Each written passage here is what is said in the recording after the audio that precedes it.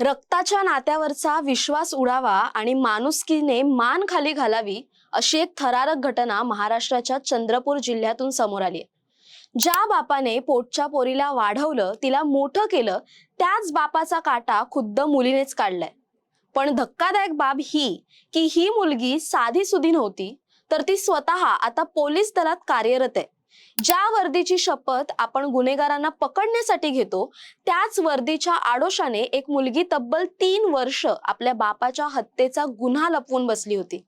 ही गोष्ट आहे आर्या बाल्लावर, तिचा पोलीस प्रियकर आशिष शेडमाके आणि एका अशा षडयंत्राची ज्याचा उलगडा व्हायला 3 वर्ष लागली. कसं एका प्रेम प्रकरणाने जन्मदात्या बापाचा बळी घेतला आणि नियतीचा खेळ बघा. ज्या प्रियकरासाठी बापाला मारलं, त्याच प्रियकराने या हत्येचं गुपित जगासमोर आणलं. नेमकं प्रकरण काय आहे जाणून घेऊया या व्हिडिओच्या माध्यमातून. नमस्कार, मी संचारी आकेरकर आणि आपण पाहताय टाइम महाराष्ट्र. तारीख होती 25 एप्रिल 2023. चंद्रपूर पोलीस दलात हेड कॉन्स्टेबल म्हणून कार्यरत असलेले जयंत बाल्लावार आपल्या कर्तव्यावर होते. सगळं काही सुरळीत सुरू होतं, पण नियतीच्या मनात काहीतरी वेगळंच होतं. अचानक जयंत बाल्लावर यांना ड्युटीवर असताना चक्कर आली. त्यांना अस्वस्थ वाटू लागलं. त्यांना तातडीने रुग्णालयात नेण्यात आलं, पण डॉक्टरांनी त्यांना मृत घोषित केलं. संपूर्ण पोलीस दलात शोककळा पसरली. बाल्लावार यांचा मृत्यू नैसर्गिक असावा किंवा हृदयविकाराचा झटका असावा असा प्राथमिक अंदाज वर्तवण्यात आला. घरात तरुण मुलगी आर्या, तिचं रडणं पाहून कोणालाही संशय आला नाही. ती जणू एखादी पट्टीची अभिनेत्री असावी तसा बनाव तिने रचला होता. पोलिसांनी मर्ग दाखल केला आणि प्रकरणावर पडदा पडला. कोणालाच कल्पना नव्हती की ज्या मुलीच्या डोळ्यातून अश्रू वाहत आहेत, त्याच मुलीने काही तासांपूर्वी वडिलांना गोड बोलून मिल्कशेक मधून विष पाजलं होतं. आता वळूया या हत्येच्या कारणाकडे. आर्या बाल्लावार हिचं आशिष शेडमाके नावाच्या मुलावर प्रेम होतं. आशिष हा सुद्धा पोलीस भरतीसाठी प्रयत्न करत होता, पण जयंत बाल्लावर यांना हे नातं मान्य नव्हतं. एक पोलीस वडील म्हणून त्यांना या मुलाच्या वर्तणुकीबद्दल शंका होती. त्यांनी आर्याला अनेकदा समजावलं, प्रसंगी मारहाणही केली, पण आर्याच्या डोळ्यावर प्रेमाची धुंदी चढली होती. तिला आपला बाप शत्रू वाटू लागला. बाप जिवंत असेल तर आपलं लग्न होऊ देणार नाही या विचाराने आर्या आणि आशिषने त्यांना कायमचं संपवण्याचा कट रचला. आशिषने एका अल्पवयीन मुलाच्या मदतीने चैतन्य गेडाम नावाच्या व्यक्तीशी संपर्क साधला. फक्त 5,000 रुपयांच्या बदल्यात चैतन्यने त्यांना घातक विष आणून दिलं. 25 एप्रिलच्या त्या दुपारी आर्याने विश्वासाने आपल्या वडिलांना विषाचा पेला दिला आणि एका कर्तव्यदक्ष पोलिसाचा स्वतःच्या घरातच घात झाला. वडिलांच्या निधनानंतर आर्याने अनुकंपा तत्वावर पोलीस दलात नोकरी मिळवली. ज्या बापाला मारलं त्याच बापाच्या जागी ती पोलीस झाली. हे किती भयंकर आहे. 2025 मध्ये ती आणि आशिष दोघेही अधिकृतपणे पोलीस दलात भरती झाले. आर्या दिसायला एखाद्या मॉडेल सारखी सुंदर. सोशल मीडियावर तिचे हजारो फॉलोअर्स होते.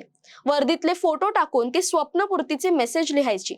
लोक तिचं कौतुक करायचे की बाप गेल्यावर मुलीने जिद्दीने खाकी मिळवली. पण या खाकीच्या मागे रक्ताचे डाग होते. आर्या आणि आशिष सुखाने आयुष्य जगत होते. त्यांना वाटलं आता आपण कधीच पकडलं जाणार नाही. पण म्हणतात ना, पाप कधीच लपत नाही. ज्या प्रेमासाठी हा खून झाला, त्याच प्रेमात आता मिठाचा खडा पडला होता. 3 वर्ष उलटली होती, पण आर्या आणि आशिषच्या नात्यात आता वाद सुरू झाले होते. आशिषला ट्रेनिंग दरम्यान शिस्तभंगाच्या कारणावरून पोलीस दलातून बडतर्फ करण्यात आलं होतं. त्यांच्यात वारंवार भांडणं होऊ लागली. कदाचित आशिषला भीती वाटू लागली की आर्या त्यालाही फसवू शकते किंवा त्याला त्याच्या कर्माची जाणीव झाली. 23 मार्च 2026 ला आशिष शेडमाके अचानक रामनगर पोलीस स्टेशन मध्ये हजर झाला. त्याने जे सांगितलं ते ऐकून पोलिसांच्या पायाखालची जमीन सरकली. मी आणि आर्याने जयंत बाल्लावर यांची हत्या केलीये अशी कबुली त्याने दिली. सुरुवातीला पोलिसांना वाटलं हा काहीतरी थट्टा करतोय किंवा बदला घेण्यासाठी बोलतोय. पण जेव्हा जुन्या मर्ग रिपोर्टची फाईल उघडली, विसेरा रिपोर्ट पुन्हा तपासला, तेव्हा धक्कादायक सत्य समोर आलं.